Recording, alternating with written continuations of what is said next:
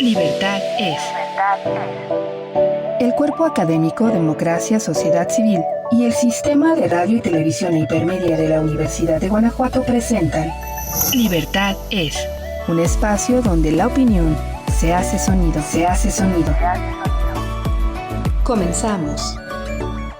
Bienvenidos, estimados radioescuchas, televidentes de TV UG. Les agradecemos su presencia el día de hoy que nos están viendo, escuchando. El día de hoy vamos a hablar de cultura, de hábitos culturales y de consumo cultural, sobre todo haciendo énfasis en lo que ha sido estos meses, este último año, que los ha marcado la pandemia. Todos los ámbitos de la vida humana, social, obviamente se han visto afectados y el ámbito cultural ha sido uno de ellos. Este programa también está motivado por la pasada fecha del Día del Libro y hemos tenido una excelente respuesta de difusión cultural UNAM, tenemos un invitado especial el día de hoy que ahora lo presento para hablarnos de un estudio, de los hallazgos de un estudio que realizó la UNAM precisamente sobre hábitos y consumo cultural en este contexto de pandemia, incluso midiendo el antes y el durante y lo que ha pasado durante la pandemia en el 2020. Está con nosotros el licenciado Juan Meliá. Él es artista visual, académico y gestor cultural especializado en artes escénicas con estudios en arquitectura y comunicación, y actualmente es el titular de la dirección de Teatro UNAM desde el 2019. Juan, bienvenido al programa. Pues un placer saludar a los radioescuchas de mi querida radio Universidad de Guanajuato, a los televidentes que siguen también su canal y a los dos Jesús con quien estoy hablando y quien está al tanto de todos los trastos que hacen posible comunicarnos con todas, todos y todos ustedes. Muchas gracias, Juan. Una primera pregunta: ¿por qué surgió la necesidad de medir, de preguntar sobre hábitos y consumo cultural por parte de la UNAM? Que nos platiques como el origen de este estudio. Sí, creo que me tengo que ir un poquitín más atrás, Jesús. La razón de ser de empezar con este estudio tuvo que ver con una acción muy particular y una línea de trabajo muy particular que Jorge Volpi, muy conocido también en el estado de Guanajuato por ser exdirector del Festival Internacional Cervantino y un escritor de larguísima trayectoria e importancia, a todo el equipo de Cultura UNAM que él dirige, nos instruyó desde el principio en varias líneas, ¿no? La primera era seguir trabajando absolutamente como locos para dos cosas: atender a toda la población que pudiéramos durante el proceso de pandemia, desde lo cultural, desde lo artístico, y en una segunda línea, atender a el gremio cultural del país, ¿no? Para saber cómo estaban siendo golpeados, impactados por las consecuencias de la pandemia. Y en ese sentido abrimos tres líneas de trabajo que ahorita les contaré, ¿no? Sobre todo pensando, ¿no?, antes de tocar las líneas, en que la pandemia puso en crisis el modelo cultural del país, ¿no? Si bien no era un modelo ya desde antes sólido, unitario, en donde todos supiéramos qué papel juega cada institución o cómo se profesionalizan a los y las jóvenes, sino que tenía muchos huecos todavía y que tenía enormes debilidades. Esas debilidades nos fueron aventadas a la cara, ¿no? Entró en crisis la comunidad cultural del país, ¿no? Como entró también en crisis la sociedad de nuestro país por la obligatoriedad del aislamiento social, y eso conllevó muchas situaciones. Por tanto, Jorge Volpi nos instruyó en tres líneas. La primera, producir y presentar actividades de manera constante y siempre pagándolo, ¿no? Eso fue una línea de trabajo muy importante. Por consiguiente, el trabajo que desarrollamos desde las diferentes direcciones, cátedras y centros de Cultura UNAM se destinó a generar nueva obra, ¿no? Difundirla casi toda ella de manera gratuita y dar trabajo pagado a la comunidad cultural del país. Lo segundo fue investiguemos, ¿no? Investiguemos qué nos está sucediendo realmente. Eso generó no una sola encuesta, que es por la que estoy invitado aquí, que me da mucho gusto, sino que generamos primero otra encuesta. Ahorita hablaré un poco más sobre ello, pero esa estuvo enfocada a conocer el impacto en lo económico, en lo productivo, en lo emocional, hacia los diferentes gremios de las diferentes disciplinas de artistas y gestores culturales en el país.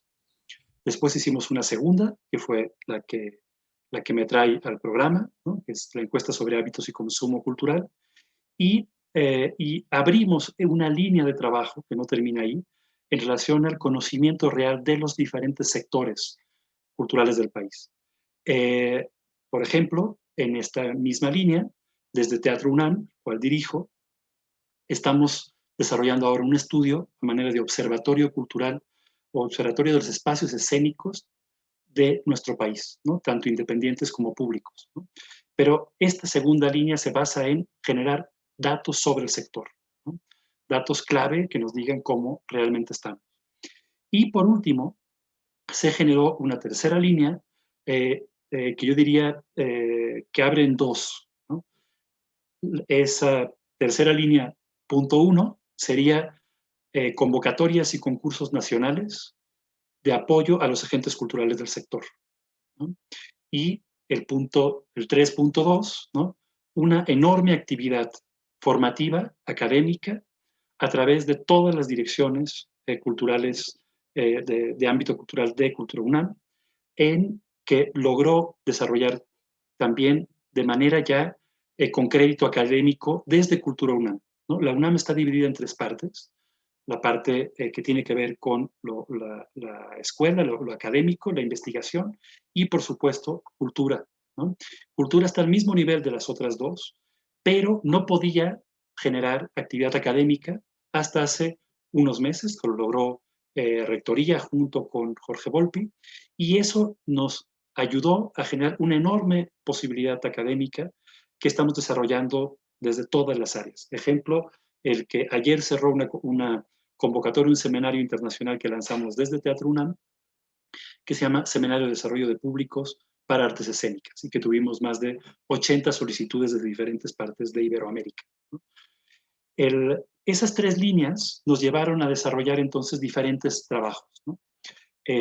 Para este programa, igual tú puedes preguntar lo que quieras de esas tres líneas, Jesús, pero para este programa, que creo la que más les interesa, son las de información sobre el sector. Y en los dos trabajos que ya están publicados completamente, en los dos me tocó intervenir.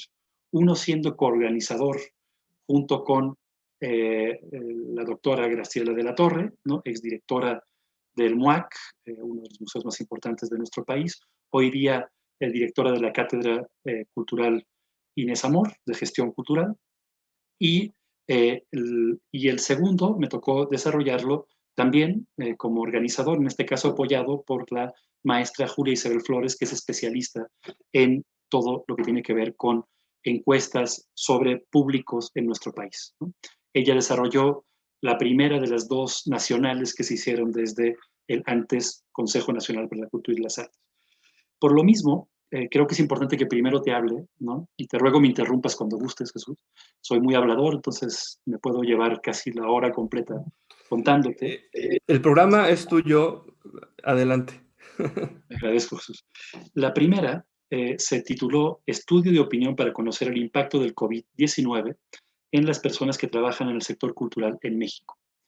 Fue contestada desde todos los estados del país, algunos contestaron mucho más que otros, eso denota también que desde la UNAM todavía nos falta mucho para trabajar en ciertas áreas de ámbito nacional, pero la contestaron más de 4,000 personas desde todos los estados y se tocaron tres temas básicos.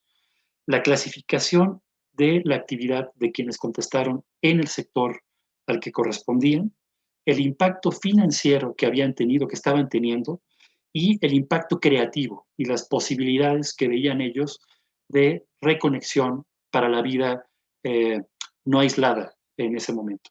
Es importante mencionar que esta encuesta se desarrolló del 11 al 22 de mayo del 2020, o sea, muy pronto en la pandemia, ¿no? Después, la Secretaría de Cultura Federal, a los 2 meses, desarrolló una encuesta muy parecida que dio datos que corroboraron lo que se había ya encontrado en esta encuesta, ¿no? Y también fue corroborado en una tercera encuesta que hizo el INEGI, un poco, bastante más tarde, que se llama Modecult, una encuesta que por lo que dices, por lo que comentaste al principio, te va a interesar mucho, pero que es muy desconocida en nuestro país, que se hace desde 2016 y que tuvo que ajustarse al proceso de la pandemia para poderse desarrollar.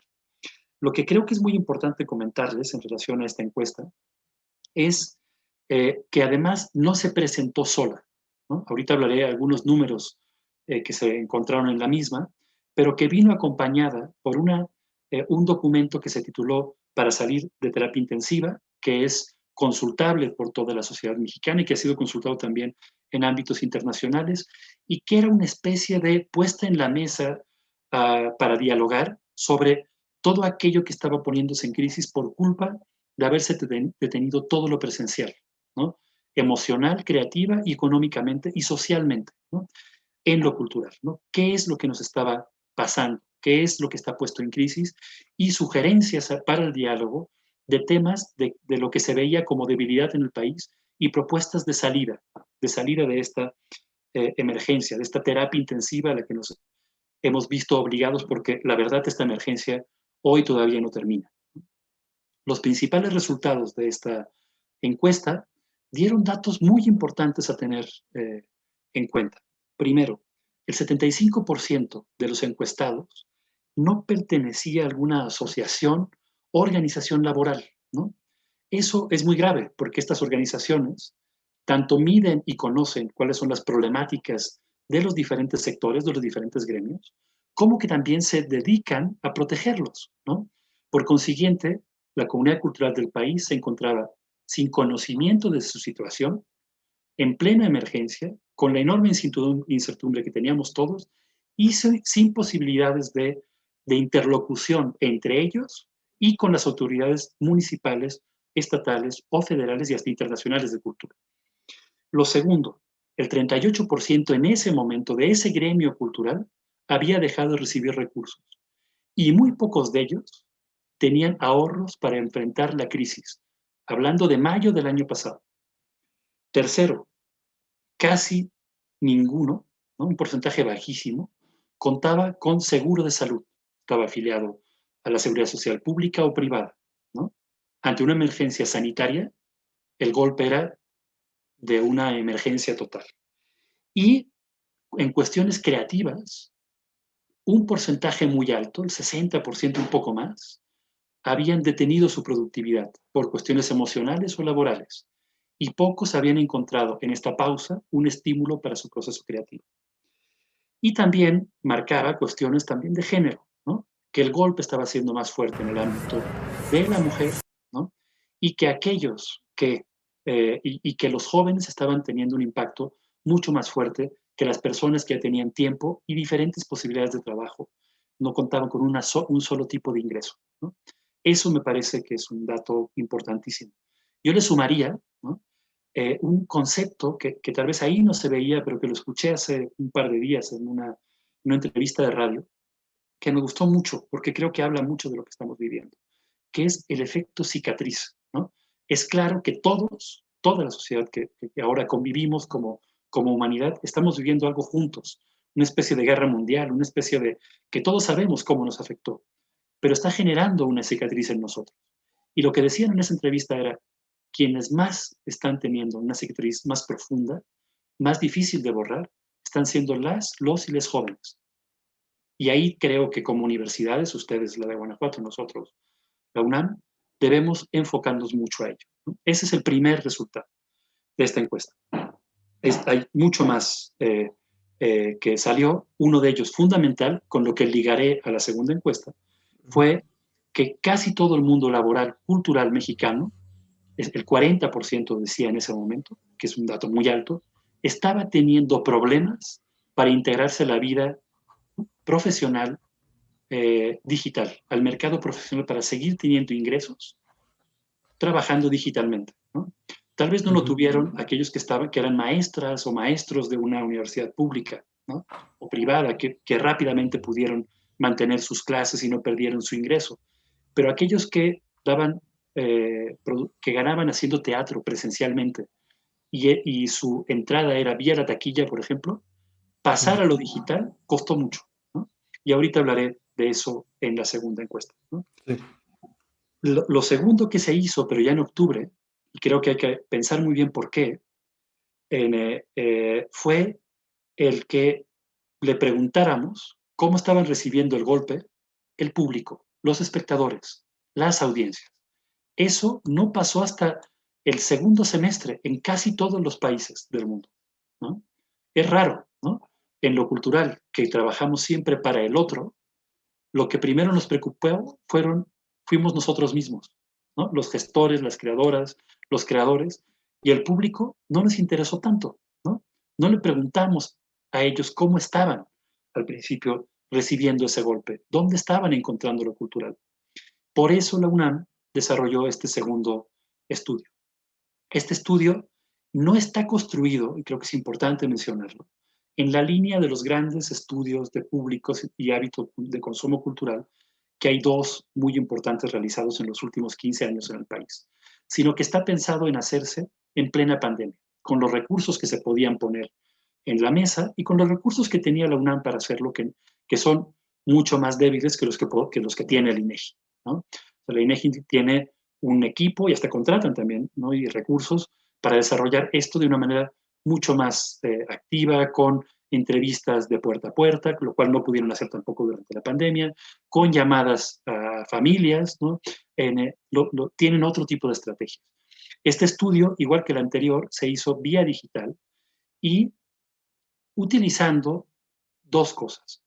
Aquellas personas que siguen las redes sociales y los newsletters que ya tienen todas las direcciones de Cultura UNAM, y se pidió ayuda a todos los institutos, secretarías y consejos estatales de cultura del país para que hicieran lo mismo con sus redes. Por eso mismo hubo un aumento de participación en esta encuesta pública que se llamó Encuesta Nacional sobre Hábitos de Consumo Cultural 2020, se desarrolló del 9 al 20 de octubre y la contestaron más de 8.700 personas de todo el país. Principalmente los estados desde donde más se contestó, en este caso fueron la Ciudad de México, el Estado de México, y quien siguió, y me llena el orgullo, siendo yo, considerándome yo guanajuatense, el tercero fue el Estado de Guanajuato, ¿no? Con 440 personas que respondieron. Por eso fue muy interesante que pudimos hacer un estudio específico solo para Guanajuato, lo cual se lo enviamos a la Universidad de Guanajuato, se lo enviamos al Instituto Estatal de Cultura, y tuve yo una conferencia de presentación de estos datos para allá. ¿Qué se analizó en esta encuesta? ¿No? Pensada en los diferentes públicos, espectadores, audiencias, ¿no? Usuarios de la vida cultural del país. En primer lugar, ¿cuáles eran sus intereses y prácticas culturales? ¿No? En segundo, ¿cuáles eran sus hábitos y actividades desarrolladas durante la pandemia? El tercer cajón, la participación y consumo de actividades culturales en línea, ¿no? El cuarto, el estado de ánimo e inquietudes sobre protocolos sanitarios en las actividades presenciales posibles. Y por último, las perspectivas de participación en las actividades culturales en los próximos meses. Esto se analizó por región, ¿no? Ciudad de México contra todos los estados del país, por edad, por género, por grado de estudios, ¿no? Y por grado de ingresos. Y ahí nos dieron muchísimos datos que con todo gusto comentaré en relación a tus preguntas. Sí, esta última, digamos que todo el proyecto que nos has estado narrando, exponiendo, pues habla precisamente de esta responsabilidad y de este interés, ¿no? Por ver qué está pasando en el mundo cultural, con sus diferentes actores, como lo has mencionado, por un lado los creadores, ¿no? Cómo les ha afectado en su vida, en sus actividades, y también la pandemia, como ha pasado en muchos ámbitos de la vida, yo creo que en todos, del ámbito social y vida de todos nosotros, les afectó en la realización de sus actividades. Y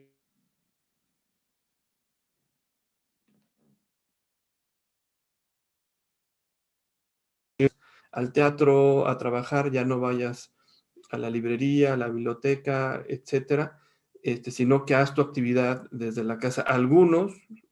Eh, se, algunos sectores lo pueden hacer cómodamente de su casa, pero muchos otros no. O sea, ahí se van apareciendo diferentes circunstancias y yo creo que eso es lo valioso de este estudio que está haciendo, de un diagnóstico muy oportuno. De lo otro, que también tú lo puntualizas de manera excelente, decir, bueno, ¿y qué está pasando con la gente que venía al teatro, que iba al cine, que iba a las librerías, que iba a la biblioteca, ¿no? Que tomaba algún curso artístico, etcétera? Y aquí es una primera pregunta. Con base a este estudio, eh, ¿qué se puede notar del antes y del después sobre las actividades? Es decir, ¿hasta dónde ha afectado? A mí me llama mucho la atención, por ejemplo, qué tipo de consumo, uno, se detectó que hacían antes los entrevistados y si se transformó radicalmente o se mantuvieron algunas actividades ahí, si se ha adaptado el público a consumir cultura a partir del Internet, que también habría que decirlo, no todo el mundo tiene el tiempo y el acceso al Internet, ¿no?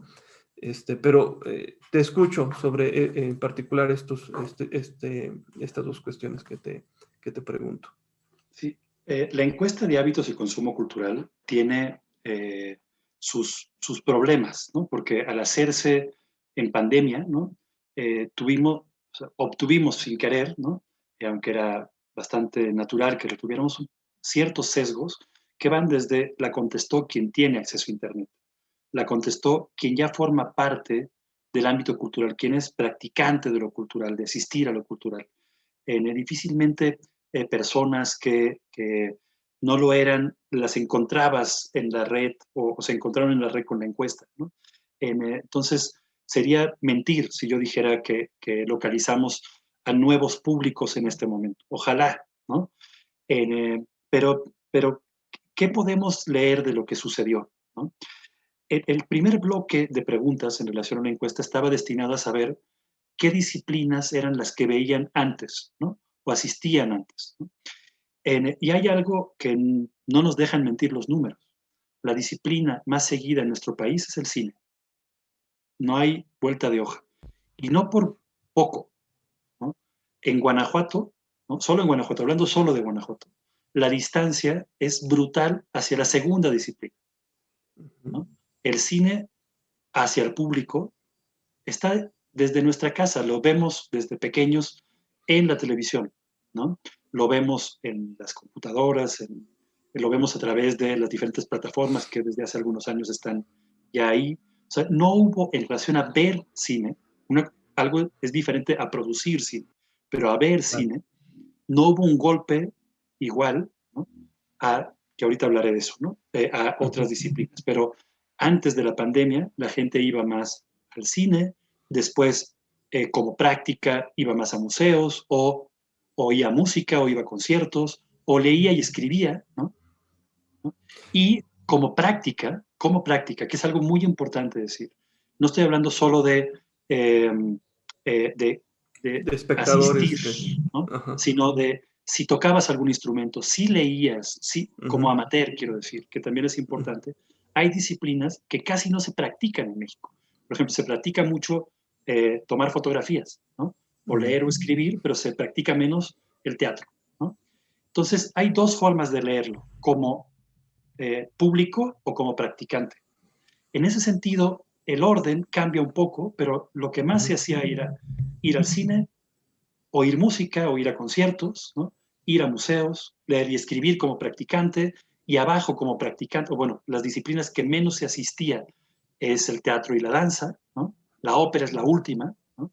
Y después, como práctica, los que menos se practicaban como amateur es, por ejemplo, el teatro, ¿no? Entre todo esto, Ahí, por ejemplo, sí, perdón, entre todo esto, el golpe de lo digital, ¿no? ¿Qué pasó? ¿Qué sucedió? Que de golpe se mantuvo en los primeros lugares el cine, ¿no? Pero que hubo disciplinas que tuvieron un proceso muy interesante de crecimiento, ¿no? Sobre todo, diría yo, el teatro y la danza.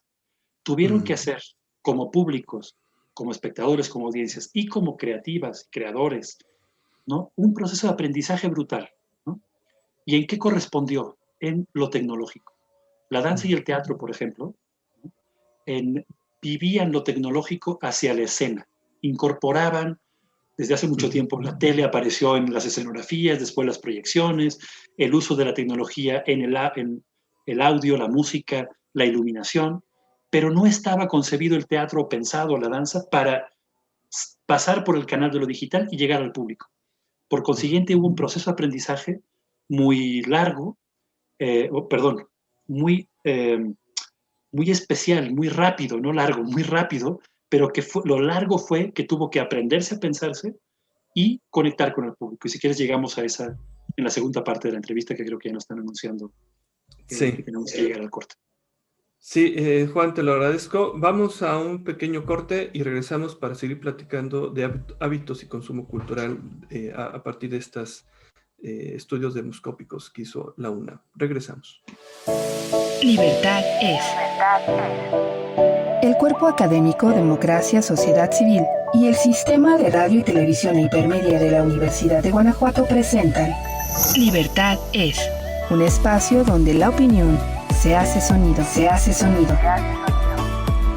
Comenzamos. Estamos de regreso en Libertades. Estamos platicando con Juan Melia, que es director de la Dirección de Teatro UNAM. Y también les recordamos que estamos en redes sociales. Nos pueden seguir tanto en Facebook como en Twitter y nos pueden encontrar como @libertadesug en el Twitter y libertadesug en Facebook. Estábamos platicando de hábitos y consumo cultural durante la pandemia, que son actividades esenciales para una sociedad que es una manera en la que se enriquecen las personas, conocen, también es lúdico, obviamente, pero es una actividad esencial de los seres humanos y que la pandemia también lo ha afectado. Juan, estábamos platicando de lo que la gente nos decía que hacía antes de la pandemia, y algo que tú resaltabas era que la gente veía, o sea, el mayor porcentaje es que la gente ve cine. Yo más quisiera que te tuvieras un poquito ahí, que nos hicieras una reflexión de esta característica que tiene la sociedad mexicana, que le gusta mucho el cine. O sea, no sé, escucharte de esto y si obviamente esto se transformó durante la pandemia. Sí, es interesante a mí también estos números. No es que me hayan sorprendido, porque son números que se conocen desde hace tiempo, y también los podemos medir hasta en cantidad de cines existentes en el país, cantidad de museos existentes en el país, salas de concierto específicas, o librerías o salas de teatro que programen temporadas de teatro, que no hay tantas tampoco en el país. O sea, hay teatros, pero teatros que sirven para todo, ¿no? Y lo que es interesante es conocerlos en un momento como esto y poderlos comparar. El cine, como les decía, apareció como la disciplina más seguida, ¿no? Aquí no se preguntó si lo veías en casa, si ibas al cine, sino qué preferías hacer en tu tiempo libre. Entonces, ir al cine, ir a museos, ir a conciertos, y van en ese orden. 67% era una pregunta múltiple, o sea que no da 100%, sino que podías elegir 2, 3 posibilidades. Entonces, lo primero el cine, después museos, después ir a conciertos, ir a librerías, ir a teatro, pero la diferencia ya, por ejemplo, entre ir al cine, ir a museos, era del 67 al 52%. De ir a museos a ir a conciertos, 32%, y así va bajando. Lo último que aparece era presentaciones de danza, 11.3, o ir a sitios arqueológicos, el 14.6. La diferencia ya es brutal, ¿no? Ahora, si nos vamos ya a qué espectáculos has visto en línea durante la pandemia, ¿no? Es una pregunta importante para hacer la comparación. El cine sigue estando arriba, ¿no? Y no baja, sino está al 73%. Lo que sigue después, ¿no? Ya fue hacer actividades o cursos o talleres en línea, ¿no? Y eso es algo importantísimo, ¿no? Que se encontró desde el principio de la pandemia, que la gente estaba interesada en aprovechar este momento para aprender, para especializarse, ¿no? Por eso en Cultura UNAM hicimos un viraje tremendo hacia contar con actividades académicas, digitales, en la mayor cantidad y la mayor posibilidad de calidad posible, ¿no? Lo siguiente fue ir a conciertos o ver conciertos de música popular en línea, tutoriales o podcasts, siguiendo con las actividades de reflexión, transmisión de conciertos de música clásica, y lo último que aparece cambia. Lo último son, perdón que lo diga así, programas de radio cultural, perdón por decirlo aquí en un programa de radio, en foros de discusión, transmisión de conciertos de música de jazz y transmisión de conciertos de ópera, ¿no? La última en la lista, la ópera, con el 20%. Y el teatro y la danza subieron, ¿no? De estar al 12%, bajó al 27%, ¿no? También bajó bastante los museos, ¿no? ¿Eso qué implica? Que hay disciplinas que no hicieron un esfuerzo por conectar con el público. No se produjeron nuevas cosas, sino que se ponían solamente aquellas cosas que ya estaban grabadas. Y hay otras disciplinas que no pasaban en las televisiones culturales, como el teatro o la danza, ¿no? Y que tuvieron que generar un proceso muy fuerte. Lo que es importante también es tener otro tipo de referencias, como, ¿y cómo te enteras de esto? ¿No? ¿Cómo generacionalmente te enterabas de estas cosas? Y por supuesto que se preguntó por redes y por formas de conectarte con lo cultural, ¿no? Lo que es muy importante es que, a diferencia de hace algunos años, ¿no? Los medios de comunicación tradicionales, como la radio o los medios impresos, han bajado, sobre todo los medios impresos, muchísimo, y han subido mucho las redes sociales y las páginas web y revistas también digitales. Y en cuestión de redes hay una diferencia muy grande en cuestión de edad, ¿no? Por ejemplo, una de las respuestas que nos llamó mucho la atención, esto se hizo antes de la aparición fuerte de Telegram de final de año y principios del presente, es que el WhatsApp estaba muy, muy alto como red social utilizada. Después seguía Facebook, estas dos, casi todas las edades y grados de estudio las utilizan, ¿no? Pero, por ejemplo, Instagram y Twitter y TikTok son más utilizadas por jóvenes y por mujeres, ¿no?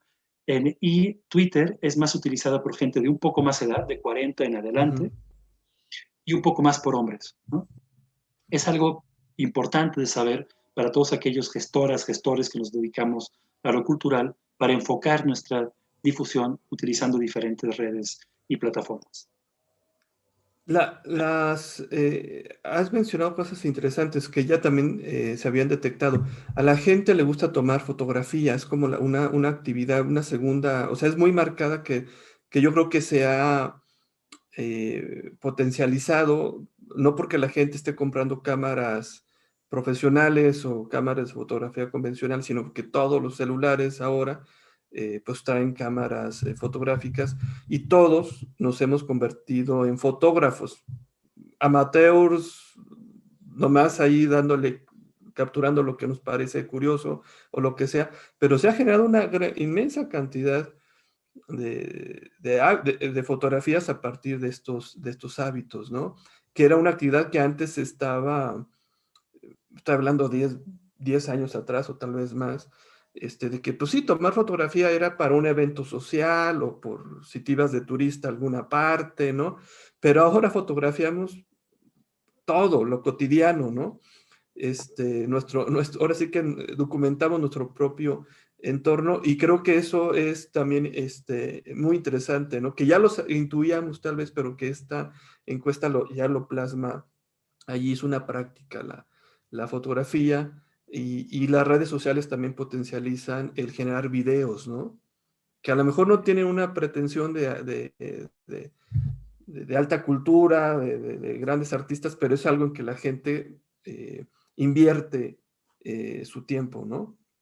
Uno de los errores que creo que los gestores públicos independientes más tenemos como grabados, como tatuados en la piel de la gestión, y lo digo como error, es que normalmente nos interesamos por el público solamente en relación a asistencia, ¿no? O a cuántos libros vendió, cuántos oyeron la radio, cuántos fueron a la función de teatro o al concierto. Creo que es un error garrafal. En este tipo de encuestas que estuvimos estudiando antes de lanzarla, vimos que en las instituciones y en ciertos países en donde se han dedicado por bastante tiempo a hacerlas, una de las cosas que más les interesaba medir era la práctica de las actividades culturales de las personas, no de los artistas, de las personas, ¿no? Y eso amplía tanto el concepto de lo que es cultura, ¿no? Como de qué es lo que debemos medir y qué es lo que debemos hacer como gestores, ¿no? Como instituciones de ámbito cultural. ¿A qué me refiero? ¿No? Y voy a criticar la disciplina teatral para que sea más claro y que no se sienta ofendido nadie, ¿no? O ninguna otra disciplina. El teatro, por ejemplo, es una disciplina que tiene un público, en comparación con otras, menor, ¿no? Hay menos salas en el país, las obras tienden a no ser para más de 100 a 200 personas, ¿no? En muchos lugares del mundo hasta hay categorías de teatro independiente que se rigen por el cantidad de público, las salas de salas de hasta 99 personas en Estados Unidos, de menos de 300 personas en Argentina para considerarse sala independiente. Es un modo de vida, ¿no? Diría yo, y de pensarse. Pero lo que no habíamos visto tan claramente como con los resultados de esta encuesta es la poca gente que practica el teatro como de ámbito amateur, ¿no? No nos importa, ¿no? Iba a decirlo en pasado, pero lo digo en presente. Y es un error absolutamente garrafal, porque el teatro te permite memorizar mucho mejor, ¿no? Te permite aprender a trabajar y pensarse cómo ser colectivo, ¿no? Ves al otro permanentemente, estás atento a él, reaccionas a él, como público y como actor y actriz, ¿no?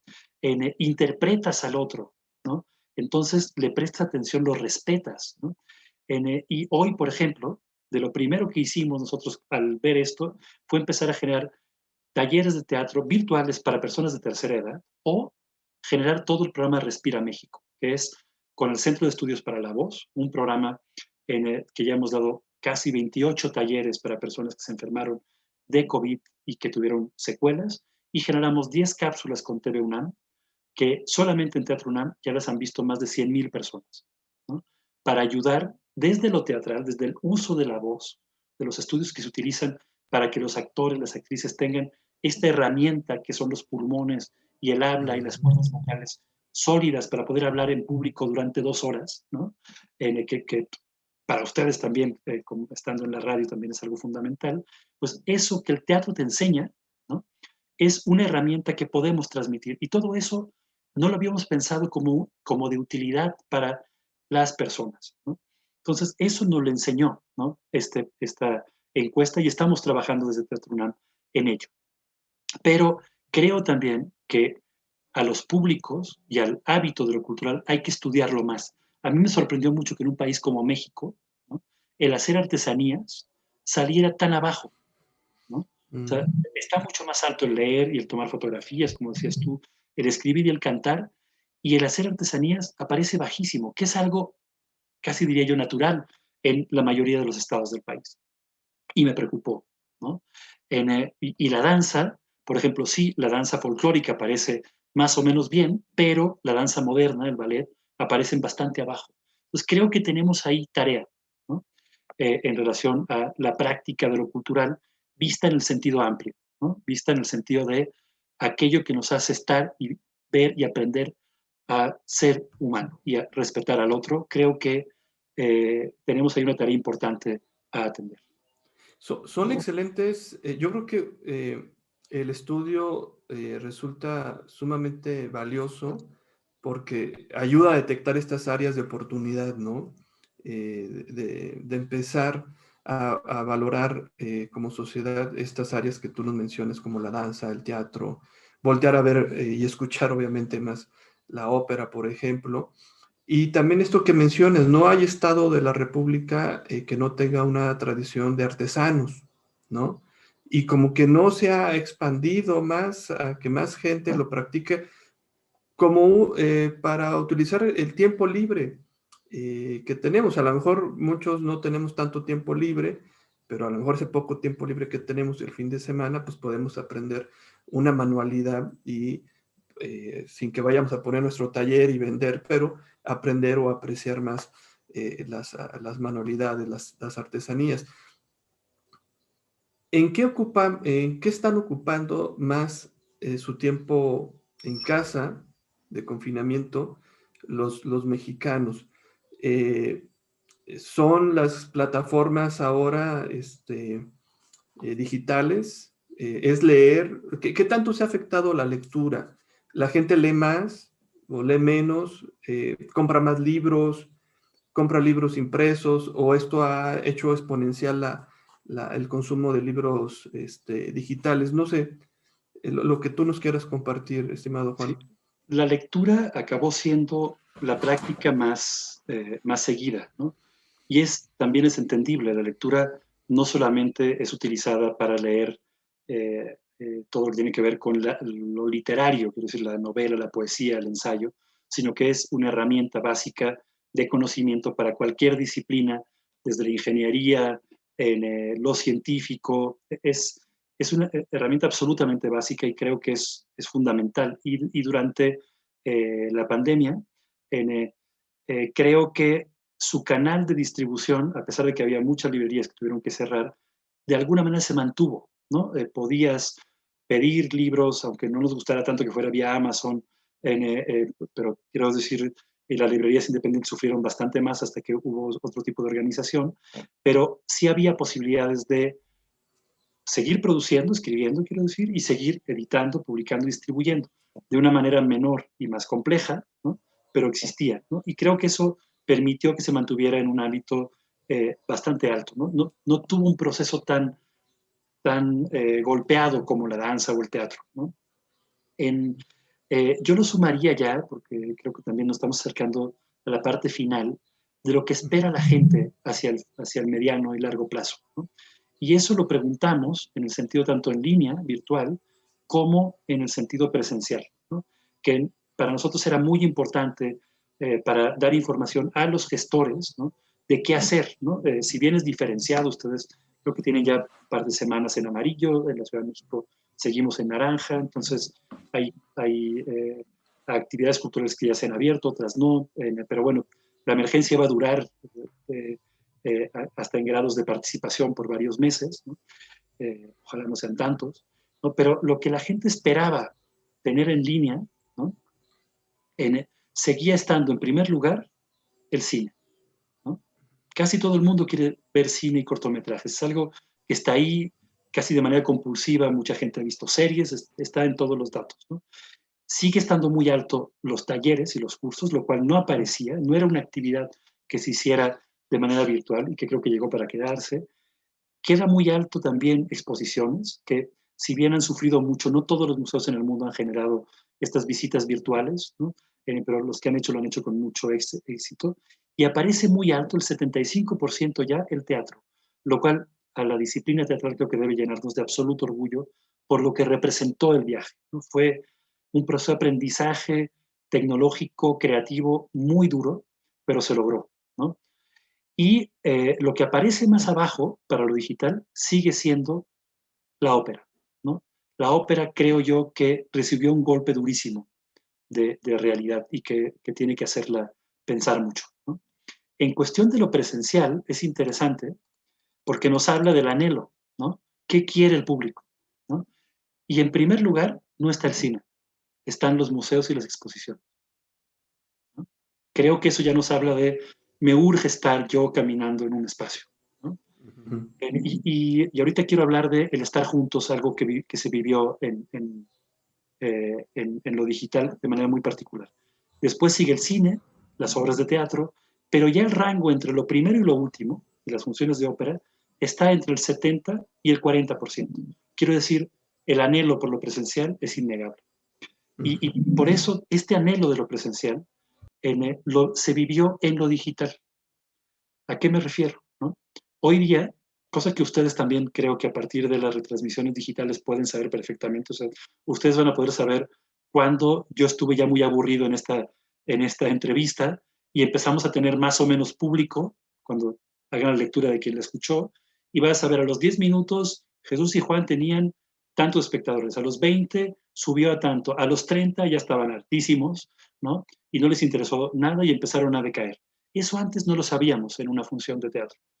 Aquí lo empezamos a saber con estos números que nos dieron, pero también cuando subimos la primera obra de teatro virtual en el YouTube de Teatro UNAM en vivo, nos dimos cuenta que la gente comentaba, ¿no? La gente en el chat de la obra de YouTube, del canal de YouTube de Teatro UNAM, empezó a decir, estoy muy contento de estar con ustedes viendo la obra, ¿no? O me está Una gustando. interacción que Exacto. antes no se daba. Por supuesto. Y empezó a pasar también que había gente que decía, estamos en función, ¿no? ¿No? No voy a decir Sí, quién fue, pero quiero decir, ¿qué significaba eso? Y habiéndolo vivido y después viendo estos resultados, ¿no? Lo que pasó es que queríamos estar con el otro, viendo juntos una creación artística que otra persona había hecho para nosotros y que era, después de meses, la primera vez que lo veíamos juntos, porque ver una serie no tiene esa implicación. No estás junto con otra persona, a no ser que sea tu familia, tu pareja, ¿no? Pero el teatro, la danza, el ir a un concierto, el caminar con otra persona y comentar en un museo, tiene otra implicación que se llama estar juntos. Estar juntos como pareja, sociedad, viendo, aplaudiendo, riéndonos, criticando, juzgando una creación artística, un acto comunitario. Ese convivio era el extrañado y sí nos lo permitió lo digital, ¿no? Y yo creo que lo que hoy añoramos más es exactamente ese momento, ¿no? Creo que eso debe ser un enorme aprendizaje para el futuro, para los procesos creativos presenciales, pero también para los virtuales. Sí, y fíjate que qué interesante que ya en esta propia encuesta se detecta ese anhelo, ¿no? Pues sí, o sea, qué bien que puedo ver una obra de teatro en YouTube, qué bien que hago algo que no puedo hacer en el teatro, como estar opinando, ¿no? Pero finalmente se anhela regresar a esa, si bien no conocemos a todos los que están con nosotros en una sala, en un teatro, en una sala de cine, es una experiencia colectiva, o sea, no tienes por qué conocerlos a todos, pero es una experiencia humana, colectiva, que se anhela, ¿no? El intercambiar, aunque sea por pocos, en un momento dado, una propia experiencia colectiva, ¿no? Y eso son de las cosas que se lograron recuperar con lo online, pero que nunca va a superar también, creo yo, la experiencia presencial. Yo Hay creo que hay algo, cosas que... Adelante, ¿no? adelante, Hay algo Juan. muy importante que creo que vamos ya casi a terminar, quisiera comentar, que también esta encuesta nos ofreció datos de lo injusto, ¿no? Y hay que prestar mucha atención a eso, ¿no? Porque podemos quedarnos con los datos que son importantes, pero, pero hasta lógicos, por ejemplo, que los jóvenes tienen menos tolerancia en cuestión de tiempo a la duración de las obras, ¿no? La gente de más edad, las personas ya jubiladas que ya no tienen que ir a trabajar o estudiar, preferían obras o no les importaba la duración, pero los jóvenes tendían a preferir cuestiones más cortas. Pero lo que a mí me parece importante también es que se ponen en evidencia las injusticias. ¿Cuáles? Las y los jóvenes tienen menos herramientas digitales que las personas de edad y con mayor grado de ingresos y estudios, ¿no? Las mujeres son quienes más participan en la vida cultural y son quienes tienen en su casa menos herramientas tecnológicas, ¿no? Pertenecen al hombre, ¿no? Eso es muy grave, ¿no? Y por último, la preocupación por regresar a lo presencial no la tenían los hombres, ¿no? La tenían las mujeres, quienes se preocupan por los hijos. Creo que son una serie de indicadores que también nos están diciendo, tengan cuidado, instancias culturales. Sí nos ofrecieron una posibilidad de permanecer en lo cultural, de vivir lo cultural, pero no a todos igual. Y eso tiene que atacarse de múltiples formas, ¿no? Desde la programación, desde programas paritarios, desde muchas cuestiones, pero también atendiendo estos desbalances que la vida sociocultural de nuestro país pone en la mesa, ¿no? Y que a la hora de producir un programa de radio, a la hora de decidir quién lo dirige, quién construye el guión, o una programación de teatro, o una programación en un festival, todos estos indicadores no podemos olvidarnos de ellos. No son indicadores a tirar en la basura cuando regresemos a la maravillosa vida de lo presencial. Aprendamos de todos estos datos que estamos recogiendo, de todas estas heridas abiertas, estas cicatrices que se nos generaron, para mejorar nuestra situación. Y a mí me ha gustado mucho comentar algo que una exalumna del Colegio de Literatura Dramática de la UNAM escribió y comentó después en un ensayo de una convocatoria nacional de ensayo que lanzamos sobre el estado de las artes escénicas en nuestro país. Y casi nos ordenaba, y yo lo tomé así, como no regresemos, cuando regresemos a lo presencial, a lo mismo que teníamos antes. El modelo cultural de nuestro país tiene que ser mucho mejor. Y para eso debemos ser conscientes de nuestras debilidades y heridas. Creo que es algo absolutamente a tomar en cuenta y a no olvidar. Sí, la pandemia ha transformado, ¿no? Muchos ámbitos de la vida social. El cultural es uno de ellos, tanto en cómo se producen, ¿no? Las diferentes actividades, las escrituras. Yo creo que ahora en el futuro tendremos muchos temas, ¿no? De novelas, series, películas, donde va a estar allí. Bueno, se han producido ya, ¿no? Creo algunas películas en esta, bueno, muchas obviamente, pero con la temática específica del COVID. Y yo creo que nos vamos a tardar como sociedad asimilar lo que nos pasó, lo que nos está pasando con la pandemia, y las disciplinas artísticas yo creo que serán también, nos dirán una explicación, una interpretación de todo lo que está pasando. Estamos ya sobre el último minuto, estimado Juan, te agradezco mucho el haber aceptado esta invitación para platicar de esta encuesta y de todo lo que está haciendo Difusión Cultural UNAM. Pues yo solo comentarles que en la página cultura.unam.mx están a disposición de todo el público, maestros, maestras, investigadores, las dos encuestas de manera absolutamente completa, con todos los estudios también que se hicieron alrededor de las mismas, porque no solamente se presentaron los datos, sino análisis de los resultados de las mismas, y que si algún investigador o investigadora se anima a estudiar y generar ensayos, análisis sobre todo esto, con todo gusto también les proporcionamos las herramientas tecnológicas, las tablas cruzadas, todo lo que necesiten, los documentos en SPS, todo lo que necesiten está a su disposición para acercarse a los resultados de la misma, porque al fin y al cabo para eso lo hicimos, no para que se quede guardado en casa, en Cultura UNAM, lo utilicemos solamente nosotros, sino para que sea de utilidad y respuesta para toda nuestra comunidad y todo el público de lo cultural que hay en el país, que es enorme. Muchas gracias, Juan. Ahí lo tienen. Les agradecemos mucho el que nos hayan escuchado y visto. Me despido. Muchas gracias y nos estamos viendo la siguiente semana. Hasta luego.